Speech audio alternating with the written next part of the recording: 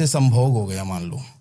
अब करण पिशाचनी है वो एक ऐसा मतलब भैरूपिया है उसका कि वो एक पत्नी के रूप में भी आ सकती है, वो एक माँ के रूप में भी आ सकती है, वो एक बहन के रूप में भी आ सकती है। ये कौन चूज करेगा, साधक या कर्ण पिशाचनी? कर्ण पिशाचनी करेगी, लेकिन ज्यादातर वो आती है पत्नी के रूप में, वो संभोग मांगती है और संभोग करना पड़ता है।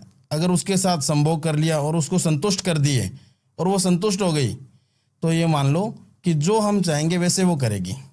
और अगर वो साधक से संतुष्ट नहीं हुई या काम नहीं हुआ और वो सिद्धि विफल नहीं हुई, मतलब असफल हो गई, समझ गया, तो वो ये मान लो कि साधक की जान भी ले सकती है। कर्ण पिशाचनी ऐसी खतरनाक मतलब चीज है। कर्ण पिशाचनी वो एक मतलब औरत है कि वो 3 वचन भी मांगती है, उसको सिद्ध करते हैं ना। कैसे वचन? मतलब वचन का मतलब ये हो गया कि मान लो कि एक तो अगर कोई बंद कमरे में है तो अगर सिर्फ मैं बैठा हूँ और वो है मेरे सामने तो दूसरा कोई बंदा नहीं आना चाहिए वहां पे बंद रूम के अंदर। ये पहला वचन है उसका। दूसरा वचन ये है कि वो जब भी अगर पुकारे, याद करे या भोग मांगे तो मेरे को चाहे कितना भी इंपॉर्टेंट काम क्यों ना हो, चाहे अभी यहाँ बैठा हूं तो भी मेरे को जाना पड़ेगा उसके लिए। तीसरा वचन ये है कि उसकी बात को कभी अनसुना नहीं किया जाता है।